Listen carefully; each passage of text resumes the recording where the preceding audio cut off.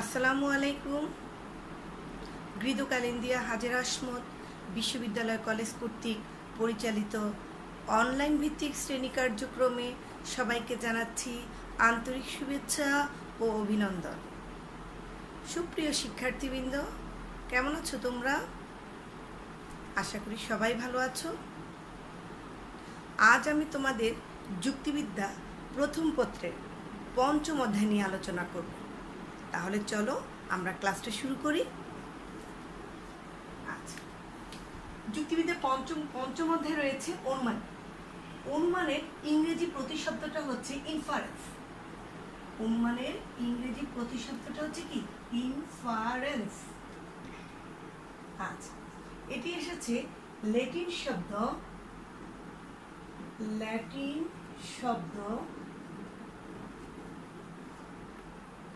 ইনফেরি থেকে। আচ্ছা, আর ইনফেরি শব্দের অর্থ হচ্ছে বহন করে নিয়ে যাওয়া। বহন করে নিয়ে যাওয়া।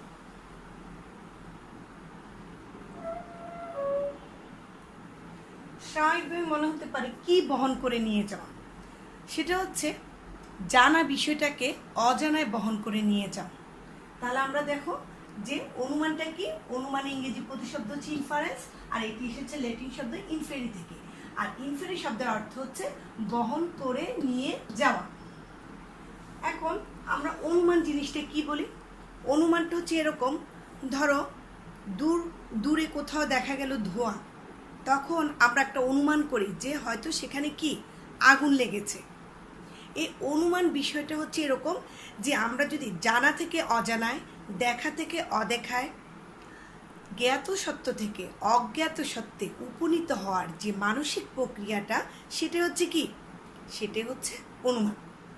এখন আসো আমরা অনুমানকে একটু সহজবোধ্যভাবে লিখি, যে অনুমানের সংজ্ঞাটা কিভাবে দেওয়া যায় সেটাকে আমরা বলতে পারি এভাবে, যে জানা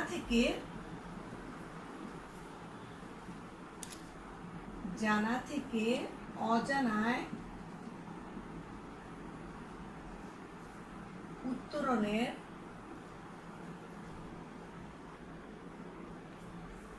মানসিক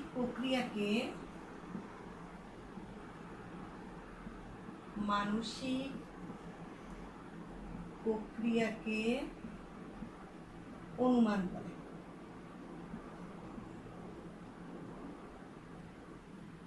এটা অনুমানের একদম সহজ একটা সংজ্ঞা। তাহলে আমরা কি বললাম? যে জানা থেকে অজানায় উত্তরণে মানসিক প্রক্রিয়াকে বলছি কি? অনুমান। এখানে অনুমানটা হচ্ছে একটা মানসিক প্রক্রিয়া। প্রায় তোমাদের এমসিকিউতে আসে অনুমান কি ধরনের প্রক্রিয়া, তাহলে আসবে অনুমান হচ্ছে একটা মানসিক প্রক্রিয়া। এই অনুমানের মধ্যে আমরা দেখব দুটো জিনিস দেখা যায়, দুটো অংশ থাকে। একটা হচ্ছে জানা সত্য, আর একটা হচ্ছে নতুন তথ্য। তাহলে আমরা উদাহরণ দিয়ে বিষয়টাকে একটু বুঝিয়ে বলি। যদি আমি বলি,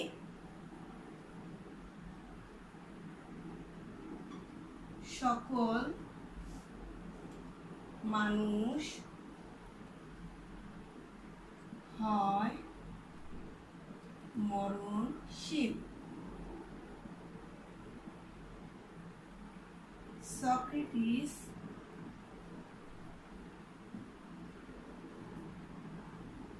হন মানুষ, অতএব সক্রেটিস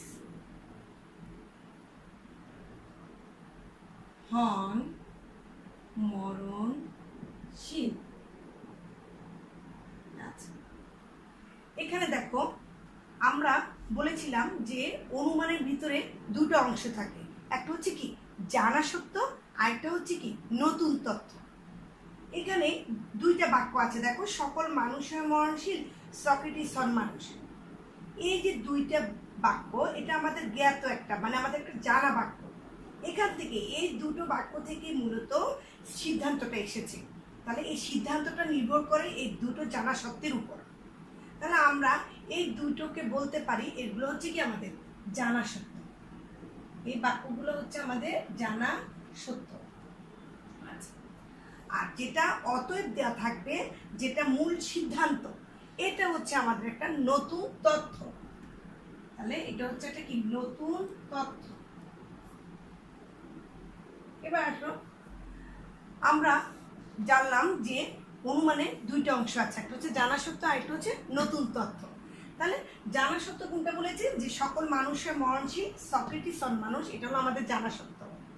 আর সক্রেটিস হন মরণশীল, এই যে অতএবের পরে যে বাক্যটা থাকবে সেটাই হচ্ছে কি সিদ্ধান্ত, আর এটাই আমাদের একটা নতুন তথ্য দেয়। তাহলে আমরা এভাবে বলতে পারি যে এই দুইটাকে তাহলে কি বলবে, এই দুইটাকে বলা হয় আশ্রয় বাক্য। এইটা আর এটা, এই বাক্যটাকে আর এই বাক্যটা, এই দুইটাকে বলা হবে কি আশ্রয় বাক্য। আচ্ছা, এরপরে আসো যে এই যে অতএব, অতএব দিয়ে যদি কোনো বাক্য থাকে তাহলে সেটা হচ্ছে কি, সেটা হচ্ছে সিদ্ধান্ত। এই বাক্যটা হচ্ছে কি সিদ্ধান্ত। আচ্ছা, এবার আমরা দেখলাম যে অনুমানের দুইটা বৈশিষ্ট্য পেলাম, জানা সত্য এবং কি নতুন তথ্য। আর আরেকটা বিষয় আমরা পেলাম যে এই দুইটাকে বলেছে আশ্রয় বাক্য, আর এটাকে বলেছে কি অতএবের পরে যে বাক্যটা সেটাকে বলেছি সিদ্ধান্ত। তাহলে জানা থেকে, এই জানা থেকে আমরা যে অজানা উত্তরণ ঘটে, এটা যে একটা মনে মনে মানসিক প্রক্রিয়া, সেটাকে মূলত বলা হয় কি অনুমান। এই অনুমানের মধ্যে কয়েকটা গুরুত্বপূর্ণ বৈশিষ্ট্য রয়েছে। তাহলে আমরা এক এক করে বৈশিষ্ট্যগুলো আলোচনা করি। প্রথম বৈশিষ্ট্য, অনুমান প্রক্রিয়াটা সবসময় এক বা একাধিক আশ্রয় বাক্য থেকে অনুমিত হয়, এটার সিদ্ধান্তটা। তাহলে কি বললাম, যে অনুমান প্রক্রিয়ার প্রধান বৈশিষ্ট্য, প্রথম বৈশিষ্ট্যটা হচ্ছে যে অনুমান প্রক্রিয়াটি সবসময় একটি আশ্রয় বাক্য থেকে হতে পারে অথবা একাধিক আশ্রয় বাক্য থেকে এটার সিদ্ধান্তটা কি হতে পারে, অনুমিত হতে পারে। তাহলে অনুমান প্রক্রিয়ার প্রথম বৈশিষ্ট্য হচ্ছে যে এটি এক বা একাধিক আশ্রয় বাক্য থেকে এটার সিদ্ধান্ত অনুমিত হয়। এবার আসো দুই নম্বর যে বৈশিষ্ট্যটা সেটা আমরা বলি। দুই নম্বর বৈশিষ্ট্যটা হচ্ছে যে এটির সিদ্ধান্তটা, এই যে সিদ্ধান্তের কথা বলেছি, এই অনুমান প্রক্রিয়ার সিদ্ধান্তটা সবসময় একটা নতুন তথ্য দেয়, একটা নতুন তথ্য পরিবেশন করে। তাহলে কি বললাম, যে অনুমান প্রক্রিয়ার সিদ্ধান্তটা সবসময় একটা নতুন তথ্য আমাদেরকে পরিবেশন করে। এটা হলো আমাদের দ্বিতীয় একটা বৈশিষ্ট্য। এবার আসো তিন নম্বর যে বৈশিষ্ট্যটা গুরুত্বপূর্ণ, সেটা হচ্ছে আশ্রয় বাক্যগুলো আর হলো এই যে আমাদের সিদ্ধান্ত, এটার মধ্যে একটা অনিবার্য সম্পর্ক থাকে। তাহলে আমরা অনুমান চ্যাপ্টারে বা অনুমানের গুরুত্বপূর্ণ তিনটা বৈশিষ্ট্য জানতে পারলাম। সেই বৈশিষ্ট্যগুলো কি কি? এক নম্বর বৈশিষ্ট্য হচ্ছে যে অনুমান সবসময় এক বা একাধিক আশ্রয় বাক্য থেকে মিশ্রিত হয়। দুই নম্বর বৈশিষ্ট্য, এটা সিদ্ধান্ত সবসময় কি হয়, এটা সিদ্ধান্ত সবসময় নতুন তথ্য পরিবেশন করে। এবং তিন নম্বর বৈশিষ্ট্যটা হচ্ছে যে এখানে আশ্রয় বাক্য এবং সিদ্ধান্তের মধ্যে কি থাকে, একটা অনিবার্য সম্পর্ক বিদ্যমান থাকে। তাহলে বিষয়টা বুঝছো যে অনুমান জিনিসটা কি। এবার আসো আমরা অনুমানের প্রকারভেদ নিয়ে আলোচনা করি। তাহলে আমরা এটা মুছে ফেলি। আচ্ছা, অনুমানের প্রকারভেদ। অনুমান দুই প্রকার। অনুমান হচ্ছে কি দুই প্রকার। এক নম্বর হচ্ছে অবরোহ। অবরোহ এক নম্বর। অবরোহ জিনিসটা হচ্ছে কি, অবরোহ জিনিসটা হচ্ছে যদি আমরা বলি সার্বিক থেকে বিশেষে উপনীত হবার যে পদ্ধতি, তাহলে আমরা কি বলবো, সার্বিক থেকে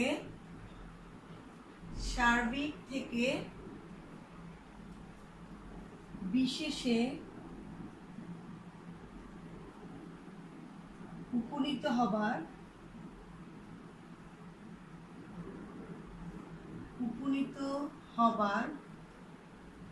প্রক্রিয়াকে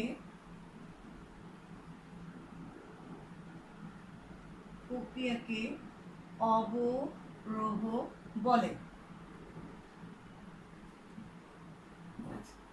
তাহলে কি বললাম, অবরোহ হচ্ছে কি সার্বিক থেকে বিশেষে উপনীত হবার প্রক্রিয়া।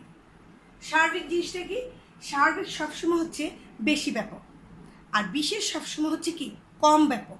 তাহলে সার্বিকের পরিমাণ হচ্ছে কি বেশি আর বিশেষের পরিমাণ হচ্ছে কি কম। তাহলে অবরোহ অনুমানটা বললে আমরা বুঝবো সার্বিক থেকে বিশেষে উপনীত হবার যে প্রক্রিয়া সেটাকে বলা হয় কি অবরোহ। এক্ষেত্রে জানো অনেকের একটা সমস্যা থাকে অবরোহ আরোহর মধ্যে, ওরা প্যাঁচায় ফেলো তোমরা যে সার্বিক থেকে বিশেষ না বিশেষ থেকে সার্বিক। এই জন্য একটা টিপস, সেই টিপসটা হচ্ছে এরকম যে দেখো অবরোহর মধ্যে ব, এই যে অবরোহ এই শব্দটার মধ্যে ব কোথায় আছে? দ্বিতীয় নাম্বার বর্ণটা হচ্ছে কি ব।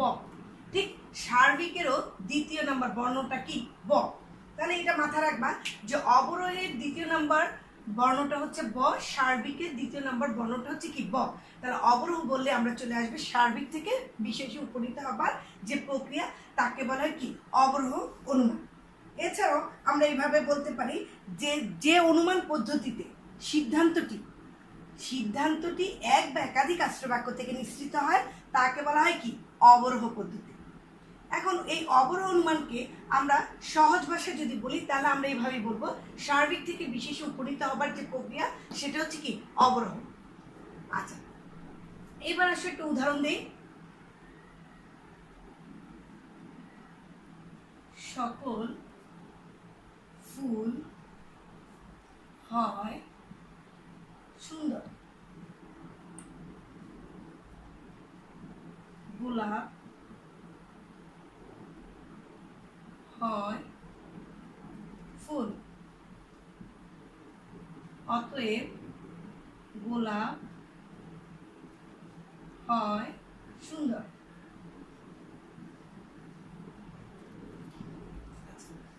আগে বলে নিই, আমরা জানি যে অতএবের সাথে যদি কোনো বাক্যটা হয়ে থাকে এক বাক্যে আমরা চিনে ফেলবো, সেটার নাম কি সিদ্ধান্ত।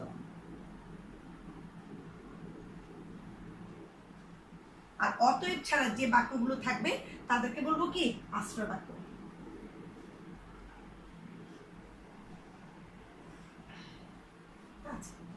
এখন দেখো যে সার্বিক থেকে বিশেষ, সেটা আমরা কিভাবে আমরা এই বিষয়টাকে একটু বুঝাই। যে সকল ফুল আর গোলাপ, সকল ফুল বললে গোলাপ, জবা, বেলি মানে সব ধরনের ফুলকে বোঝায় সকল ফুল।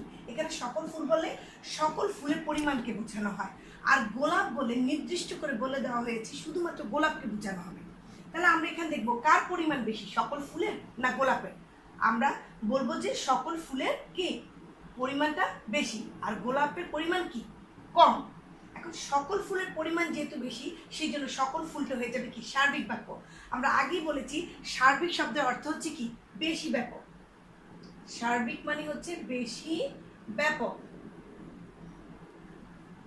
আর বিশেষ সিদ্ধান্তটা কি বিশেষ বাক্য, বিশেষটা হচ্ছে কম ব্যাপক, কম ব্যাপক। তাহলে আমরা বলেছি সার্বিক থেকে বিশেষে উপনীত হবার প্রক্রিয়াকে বলা হয় কি অবরোহ অনুমান। এখন সার্বিক থেকে বিশেষ মানে কি? সার্বিক মানে হচ্ছে বেশি ব্যাপক। তাহলে আমরা এইভাবে বলতে পারি বেশি ব্যাপক থেকে কম ব্যাপকে উপনীত হবার প্রক্রিয়াকে বলা হয় কি অবরোহ অনুমান। এখন দেখো যে আমরা বেশি ব্যাপক থেকে কোথায় গেলাম? কম ব্যাপকে গেলাম। সকল ফুল হলো বেশি ব্যাপক আর গোলাপ হচ্ছে কি কম ব্যাপক। তাহলে বেশি ব্যাপক থেকে কম ব্যাপকে উপনীত হবার প্রক্রিয়াকে অবরোহ বলে। তাহলে বেশি ব্যাপককে কি বলবো আমরা? সার্বিক। আর কম ব্যাপককে আমরা কি বলবো? বিশেষ। তাহলে আমরা বুঝলাম যে অবরোহ অনুমানটা হচ্ছে সার্বিক থেকে বিশেষে উপনীত হবার একটা প্রক্রিয়া। এবার আসো অবরোহ অনুমানকে কয় ভাগে ভাগ করা যায় আমরা দেখবো। এটা প্রকারভেদ। এর প্রকারভেদ হচ্ছে, যদি বলি যে অবরোহ অনুমানের প্রকারভেদ বললে আমরা বলবো যে অবরোহ অনুমান দুই প্রকার। আমাদের এমসিকিউতে প্রায় থাকে এইসব বিষয়গুলো। আচ্ছা, অবরোহ অনুমানের প্রকারভেদ দুই প্রকার। একটা হচ্ছে অমাধ্যম,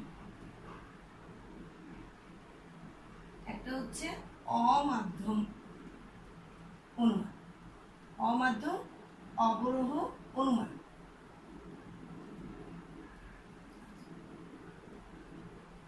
অমাধ্যম অবরোহ অনুমানটা কি? অমাধ্যম অবরোহ অনুমানটা হচ্ছে যে অনুমানে একটি মাত্র আশ্রবাক্য থেকে সিদ্ধান্তটা অনুমিত হবে। তাহলে আশ্রবাক্য কয়টা থাকবে? একটি। তাহলে এখানে আসো আমরা লিখি আমরা বিষয়টাকে যে একটি আশ্রবাক্য, একটি আশ্রয় বাক্য, একটি আশ্রবাক্য থেকে আসবে কি সিদ্ধান্ত। একটি আশ্রবাক্য থেকে যদি সিদ্ধান্ত অনুমিত হয় তবে তাকে বলা হবে কি অমাধ্যম অনুমান। তাহলে অমাধ্যম অবরোহ অনুমান কাকে বলবে? একটি মাত্র আশ্রবাক্য থেকে যদি কোনো সিদ্ধান্ত অনুমিত হয় তবে তাকে বলা হবে অমাধ্যম অবরোহ অনুমান। তাহলে অমাধ্যম অবরোহ অনুমানে একটু উদাহরণ দিয়ে দিই। সেটা হচ্ছে যদি আমি বলি সকল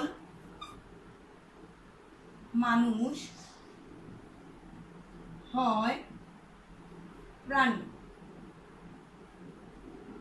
অতএব কিছু প্রাণী হয় মানুষ। এখানে দেখো আশ্রয় বাক্য কয়টা? একটা। আর সিদ্ধান্ত তো একটি থাকবে। তাহলে একটি মাত্র আশ্রয় বাক্য থেকে যদি সিদ্ধান্ত অনুমিত হয় তবে তাকে বলা হবে কি? অমাধ্যম অবরোহ অনুমান। তাহলে এখানে আশ্রয় বাক্য কয়টি? একটি। আর সিদ্ধান্ত কয়টি? একটি। সিদ্ধান্ত সবসময় একটি থাকে। তাহলে একটি মাত্র আশ্রয় বাক্য থেকে যদি কোনো সিদ্ধান্ত অনুমিত হয় তবে তাকে বলা হবে অমাধ্যম অবরোহ অনুমান। এখানে আশ্রয় বাক্য একটি। এবার আসো আমরা যদি মাধ্যম অনুমান অবরোহ অনুমান কাকে বলে সেটা দেখব। তাহলে আমরা যে বলেছি প্রকারভেদ দু প্রকার, অবরোহ অনুমান দু প্রকার, একটা হচ্ছে অমাধ্যম অবরোহ অনুমান আর একটা হচ্ছে কি মাধ্যম অবরোহ অনুমান। মাধ্যম অবরোহ অনুমান।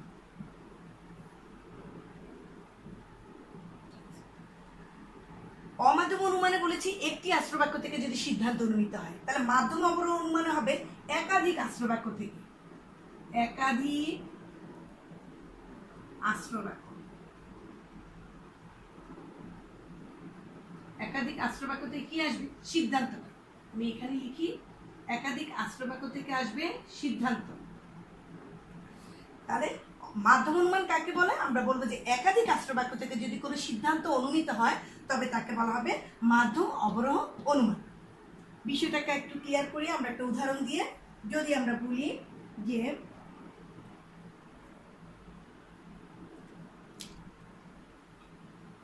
সকল মানুষ হয় মরণশীল, রহিম হয় মানুষ,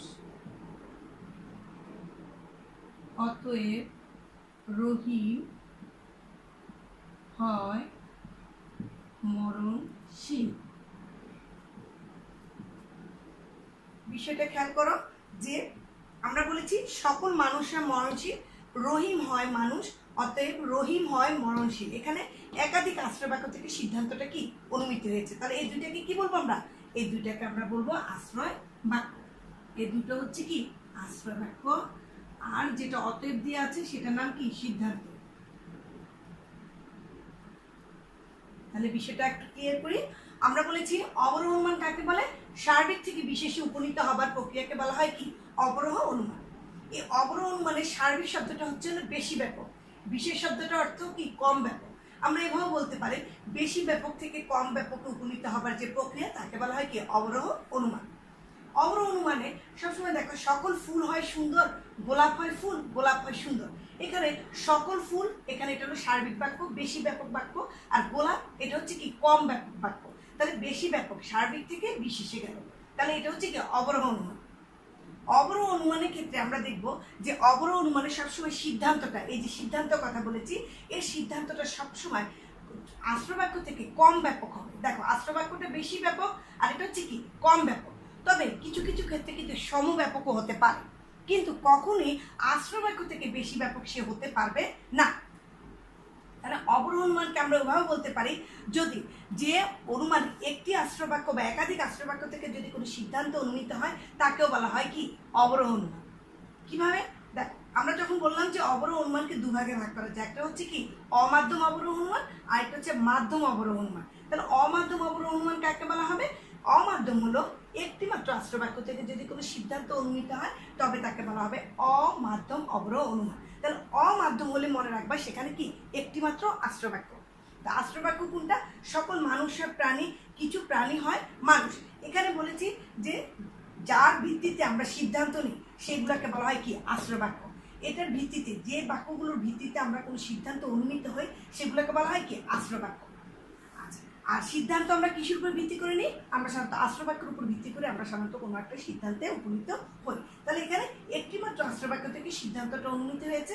আর মাধ্যম অনুমানে কি বলেছি? একাধিক আশ্রয় বাক্য থেকে সিদ্ধান্তটা অনুমিত হয়েছে।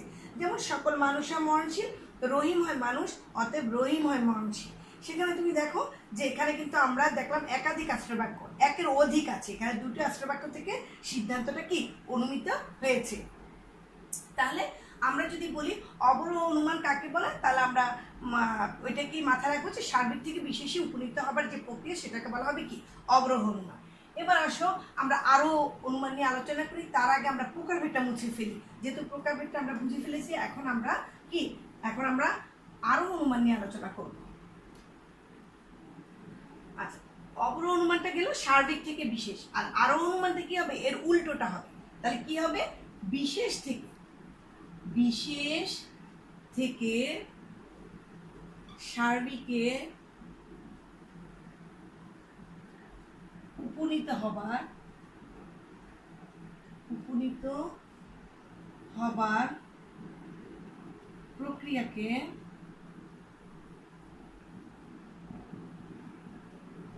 আরোহ অনুমান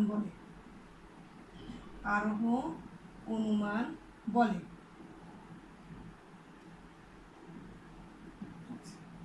আমরা বললাম অবরোহ বলেছি সার্বিক থেকে বিশেষ, আর আরোহের ক্ষেত্রে আমরা বলেছি বিশেষ থেকে সার্বিকে, এটার উল্টোটা বলবো। এই জন্য তোমাদেরকে বলেছি ওটা মাথায় রাখবা যে অবরোহের ব হচ্ছে কি দ্বিতীয় বর্ণ, সার্বিকের দ্বিতীয় বর্ণটা হচ্ছে কি ব। অবরোহ হলে সার্বিক থেকে বিশেষ, আর এর উল্টোটা হবে কি আরোহ অনুমান। তাহলে বিশেষ থেকে সার্বিকে উপনীত হবার প্রক্রিয়াকে বলা হবে কি আরোহ অনুমান। একটা উদাহরণ দিই, উদাহরণটা যদি আমি এরকম করে দিই যে রহিম হয় মরণশীল, করিম হয় মরণশীল, রেজা হয় মরণশীল। অতএব সকল মানুষ হয় মরণশীল।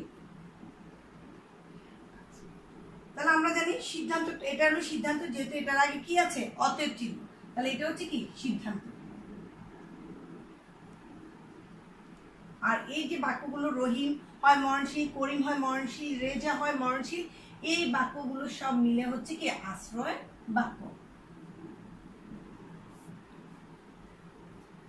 এখন দেখো আমরা বলেছি বিশেষ থেকে সার্বিকে উপনীত হবার যে প্রক্রিয়া, এখানে রহিম হয় মরণশীল, করিম হয় মরণশীল, রেজা হয় মরণশীল, এই যে কথাগুলো বলেছি এগুলো সব কম ব্যাপক। রহিম একজন মানুষ, করিম একজন মানুষ, রেজা একজন মানুষ, তারপরে কি করলো একদম সিদ্ধান্তে চলে আসলো কোথায় সকল মানুষরা মরণশীল। এখানে সকল মানুষের কথা বলা হয়েছে।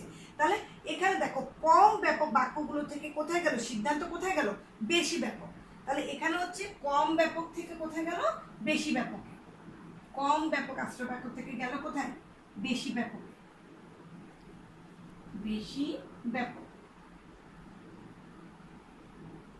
তাহলে আমরা এইভাবে বলতে পারি কম ব্যাপক থেকে বেশি ব্যাপকে উপনীত হবার প্রক্রিয়াকে কি বলা হয় আরোহ অনুমান বলে। এই অবরোহ এবং আরোহ অনুমান অনেক ক্ষেত্রে তোমাদের পরীক্ষার মধ্যে এভাবে আসে। ধরো এই পরীক্ষার মধ্যে এটাকে একটা দৃশ্যকল্প 1 বললো, এটাকে বললো কি দৃশ্যকল্প 2, এটা দৃশ্যকল্প 1, এটা হচ্ছে কি দৃশ্যকল্প 2। এখন দেখা সৃজনশীল প্রশ্ন এভাবে আসতে পারে যে দৃশ্যকল্প 1 এবং দৃশ্যকল্প 2 এ কোন অনুমানের কথা বলা হয়েছে, যেগুলো একটা বললো যে দৃশ্যকল্প 1 এ কোন ধরনের অনুমানের কথা বলা হয়েছে। এরপরে প্রশ্নটা আসে এরকম যে দৃশ্যকল্প 1 এবং 2 এর মধ্যে তুলনামূলক আলোচনা করো।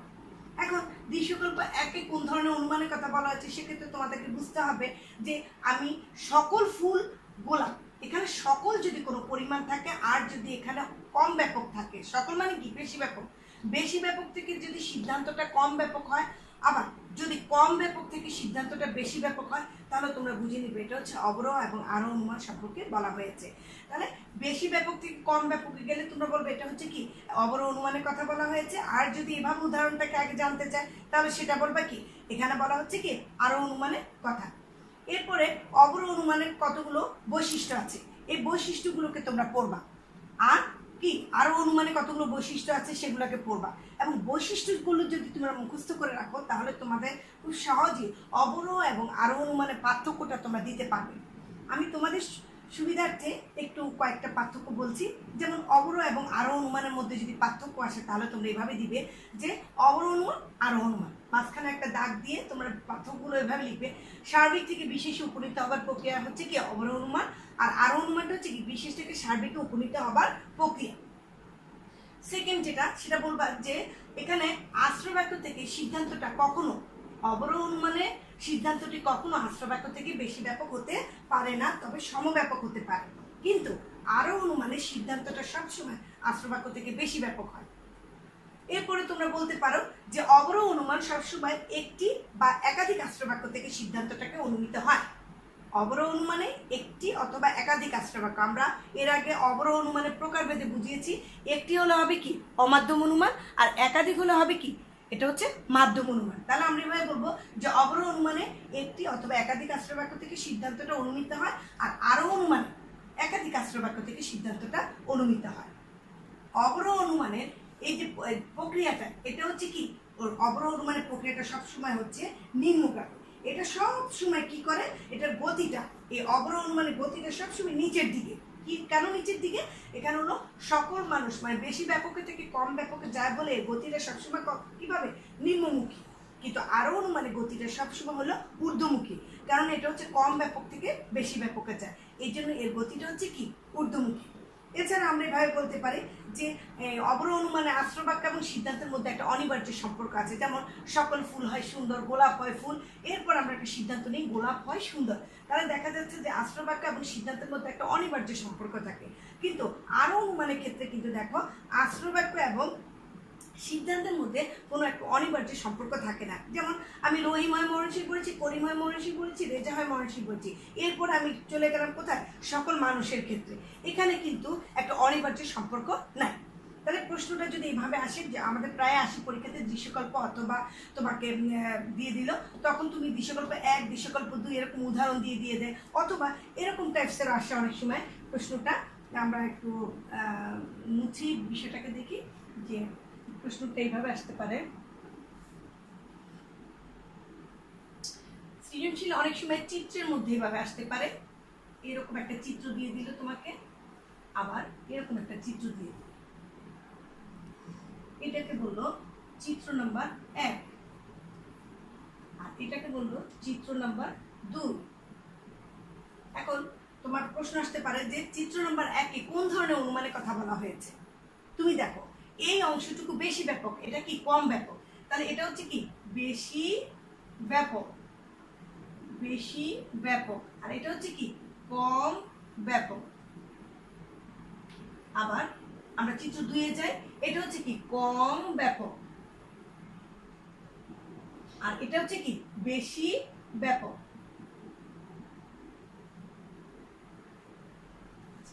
বেশি ব্যাপক কি বলেছি আমি? বেশি ব্যাপক মানে হবে কি সার্বিক, বেশি ব্যাপক মানে কি সার্বিক। কম ব্যাপক মানে কি? কম ব্যাপক মানে হচ্ছে বিশেষ। আবার কম ব্যাপক মানে কি বলেছি? বিশেষ। আর বেশি ব্যাপক মানে কি সার্বিক। তাহলে যদি বলে চিত্র 1-এ কোন ধরনের অনুমানের কথা বলা হয়েছে, তাহলে আমরা বলবো সার্বিক থেকে বিশেষ কি সার্বিক মানে কি অবরোহ অনুমান। আর চিত্র 2-এ কোন ধরনের অনুমানের কথা বলেছি? বিশেষ থেকে সার্বিক। এটা যদি অবরোহ হয় তাহলে এটা কি হবে? আরোহ। তাহলে আমরা বলবো চিত্র 1-এ অবরোহ অনুমান এবং চিত্র 2-এ আরোহ অনুমানের কথা বলা হয়েছে। তাহলে তোমাদেরকে হয় উদাহরণ মানে এভাবে চিত্র দিয়েও প্রশ্নটা সৃজনশীল আসতে পারে, অথবা এই যে আমি যে উদাহরণ দিয়েছিলাম সেই উদাহরণের সাহায্যে তোমাকে প্রশ্নটি আসতে পারে। তাহলে আজকের ক্লাসটা এখানেই শেষ করছি। সবাই ভালো থাকো, সুস্থ থাকো, নিরাপদে থাকো। আল্লাহ হাফিজ।